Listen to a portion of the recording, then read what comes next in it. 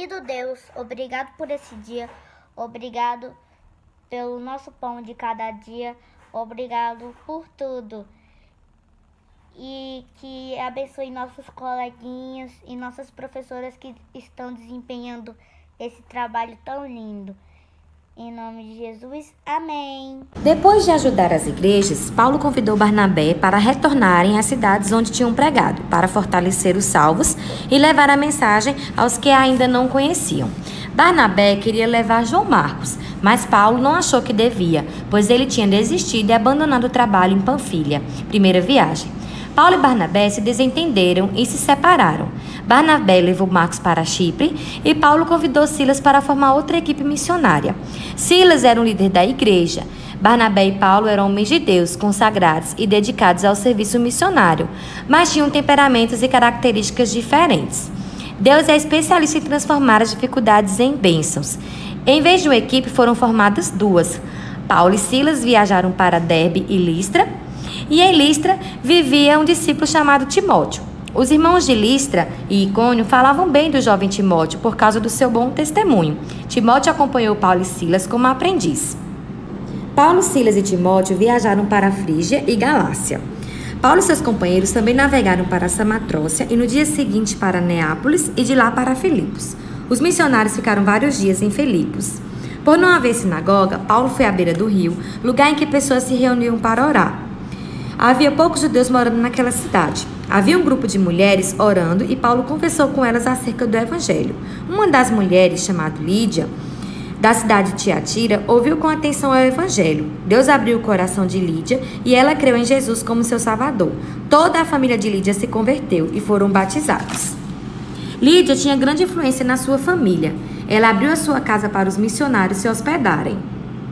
Paulo foi o mensageiro da palavra de Deus que trabalhou no coração de Lídia para que ele entendesse e recebesse a mensagem do evangelho. Mas é Deus quem abre o coração e converte o pecador. Em outro dia em Filipos, os missionários encontraram uma escrava que tinha um espírito adivinhador do futuro. Ela ganhava dinheiro para os seus donos, adivinhando o futuro das pessoas. A moça seguiu os missionários gritando: "Estes homens são servos do Deus Altíssimo." Paulo ficou incomodado e disse ao espírito: "Em nome de Jesus Cristo eu lhe ordeno que saia dela." E o espírito do diabo a deixou. A moça foi liberta e com certeza creu na mensagem do evangelho. Os donos da moça, que ganhavam muito dinheiro através das suas adivinhações, pegaram Paulo e Silas e arrastaram para a praça principal diante das autoridades. "Estes homens são judeus e estão perturbando a nossa cidade, pregando costumes contra os romanos." O povo rodeou os missionários Paulo e Silas, tiraram suas roupas e o açoitaram severamente com varas. Depois de estarem quase mortos pelas fortes pancadas, prenderam os missionários. Por volta da meia-noite, Paulo e Silas estavam acorrentados com os pés presos a troncos de paus. O corpo dos missionários estava todo marcado e ferido. No entanto, eles estavam cantando louvores a Deus e orando.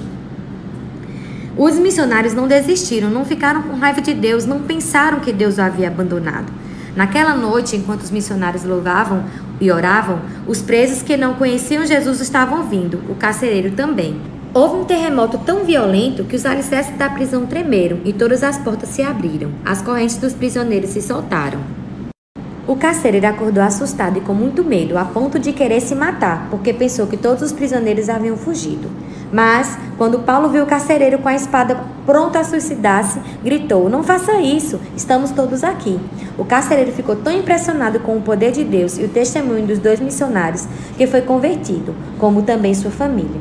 O carcereiro levou os missionários para a sua casa e lavou suas feridas, e todos que creram foram batizados. Na manhã seguinte, as autoridades mandaram soltar Paulo e Silas, porque descobriram que tinham cidadania romana e não haviam sido julgados corretamente.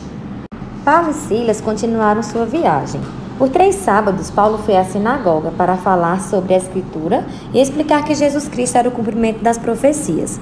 Alguns judeus receberam o evangelho, como também gregos tementes a Deus e muitas mulheres. À noite, os irmãos enviaram Paulo e Silas a Bereia. Os bereanos eram de mente mais aberta do que os tessalonicenses. Receberam a mensagem com grande interesse. Estudaram todos os dias a Bíblia para comprovar o que os missionários ensinavam. Muitos judeus e gregos foram salvos. Quando os judeus de Tessalônica souberam que Paulo estava em Bereia, foram lá agitar a cidade contra ele. Os irmãos tiveram que enviar Paulo para Atenas. Paulo notou que a cidade era cheia de ídolos e ficou profundamente incomodado e triste. Paulo foi à sinagoga e discutiu com judeus e gregos acerca das escrituras. Também foi à praça principal todos os dias para conversar e discutir com os filósofos, professores das universidades e alunos do mundo inteiro. Paulo pregou sobre o Deus Criador de todas as coisas, aquele que governa e mantém a ordem do universo. Paulo pregou sobre a necessidade que eles tinham de arrependimento, sobre Jesus que havia sido morto e ressuscitado. Os que não acreditavam na ressurreição saíram e não aceitaram. De Atenas, Paulo foi para Corinto. Foi em Corinto que Paulo encontrou um judeu chamado Áquila e sua esposa Priscila. Paulo morou com Áquila e Priscila e pregou na sinagoga de Corinto, ensinando que Jesus era o Cristo, o ungido Messias de Deus. Os judeus rejeitaram a mensagem de Paulo e Paulo foi pregar para os gentios. Muitos creram e foram batizados. De Corinto, Paulo navegou para a Síria e levou Áquila e Priscila. Chegando em Éfeso, Paulo foi para a sinagoga pregar como de costume. Paulo viajou por toda a região da Galácia e da Frígia, fortalecendo as igrejas. A vida do missionário e apóstolo Paulo é um desafio. Que homem de coragem e determinação, não é? Que amor imenso ele tinha pelo seu Salvador. Jesus era a paixão do coração de Paulo. Pregar o evangelho era a sua missão, número 1. Precisamos de crianças e jovens com esse amor para mudar essa geração que tem se afastado de Deus e da sua palavra. Um beijo, até a próxima aula.